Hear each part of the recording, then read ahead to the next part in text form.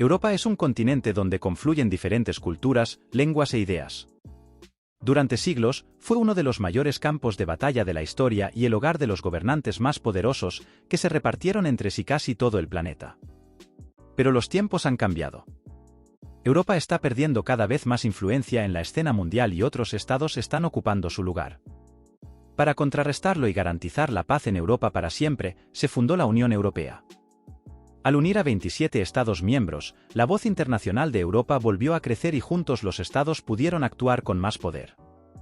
Pero, ¿y si los Estados tomaran la decisión final de unir Europa por completo? ¿Y si la UE pasara de ser una unión de diferentes Estados a un único país, los Estados Unidos de Europa? ¿Qué impacto tendría esto en los países? ¿Qué ventajas y desventajas conllevaría y qué poder tendría un superestado así? Hoy echamos un vistazo a este atrevido experimento mental. La idea de un Estado europeo unificado no es nueva. A lo largo de la historia, siempre ha habido mentes maestras que han puesto sobre la mesa un escenario semejante. El término Estados Unidos de Europa fue utilizado por primera vez por el escritor y estadista francés Victor Hugo en un discurso pronunciado en el Congreso Internacional de la Paz en el año 1849.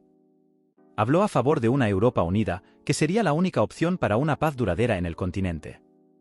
Como su nombre indica, en aquella época se consideraba a Estados Unidos como el modelo a seguir. Y predijo la creación de un Parlamento Europeo y una moneda europea, que se hicieron realidad unos 150 años después, aunque no en un Estado unificado. La idea de unos Estados Unidos de Europa fue retomada entonces repetidamente por diversos políticos. En 1929, por ejemplo, el primer ministro francés propuso una Federación de Naciones Europeas en un discurso ante la Sociedad de Naciones, precursora de las Naciones Unidas. Y Churchill también utilizó el término Estados Unidos de Europa en un discurso pronunciado en la Universidad de Zúrich en el año 1946 como único garante de una paz duradera en el continente. Curiosamente, no veía necesariamente a Gran Bretaña como parte de esto. En cambio, veía a su país, junto con Estados Unidos y la Unión Soviética, como una especie de árbitro sobre la entidad europea unida. Así pues, a los británicos siempre les ha gustado cocinar su propia sopa. Pero la visión siguió creciendo en las mentes de los políticos de la Europa continental y, poco a poco, surgió la Unión Europea. Aunque no tenía en mente la unificación de los Estados miembros en un superestado, fue asumiendo cada vez más competencias y normalizando cada vez más ámbitos de los distintos países. Por eso no es de extrañar que en los últimos años se hayan repetido los llamamientos a la unificación completa de la UE. Un ejemplo destacado es el del ex ministro alemán de Asuntos Exteriores Joschka Fischer, que en el año 2000 dijo que creía que la UE debía convertirse en última instancia en una federación única cuyo dirigente político fuera elegido mediante elecciones directas entre todos los ciudadanos.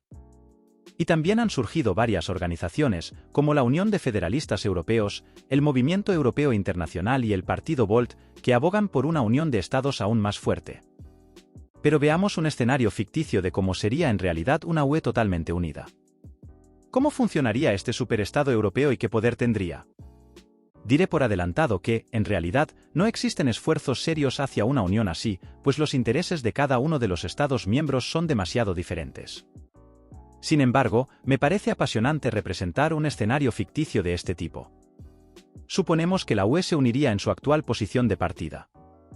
Es decir, con los 27 Estados miembros actuales, sin el Reino Unido y sin los posibles futuros candidatos a la adhesión.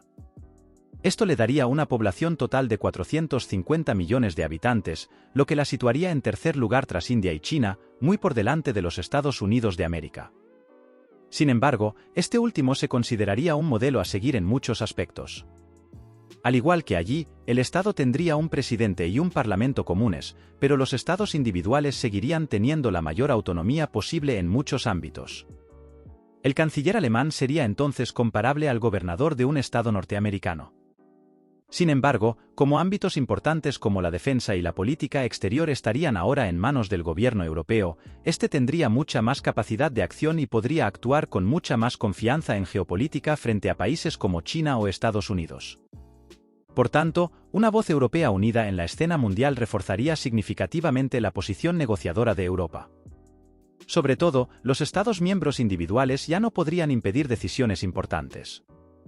Sin embargo, en un gobierno centralizado se pasarían por alto, como es natural, muchas necesidades e intereses locales, lo que podría provocar un gran descontento y conflictos, especialmente en un continente tan diverso como Europa. Y la unificación completa de 27 sistemas diferentes también podría conducir a un aumento de la burocracia y a una administración ineficaz. La UE ya se considera un monstruo burocrático.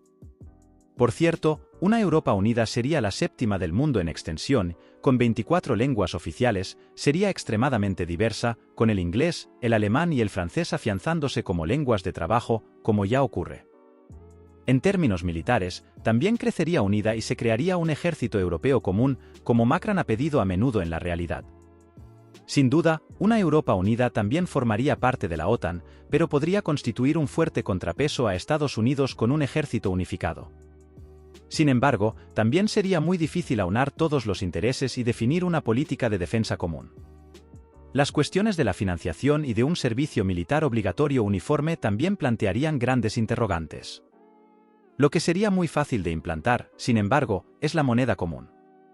20 de los 27 países de la UE ya utilizan el euro, y los 7 restantes, como Polonia y Hungría, también tendrían que introducirlo.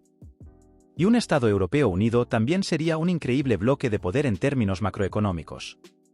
En el año 2021, el PIB de la UE ascendió a 14,5 billones de euros, lo que la sitúa no muy lejos del primer y segundo puesto, es decir, Estados Unidos y China.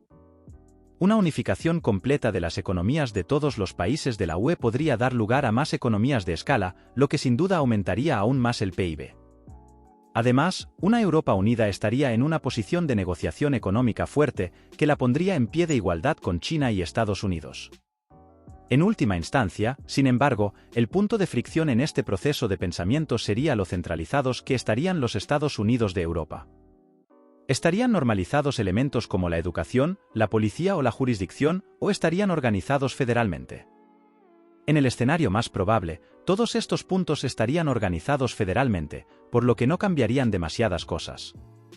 En resumen, podemos decir que una Europa unida ofrecería grandes ventajas, como una mayor presencia internacional, una mayor eficacia económica y una mejor respuesta a las crisis de nuestro tiempo.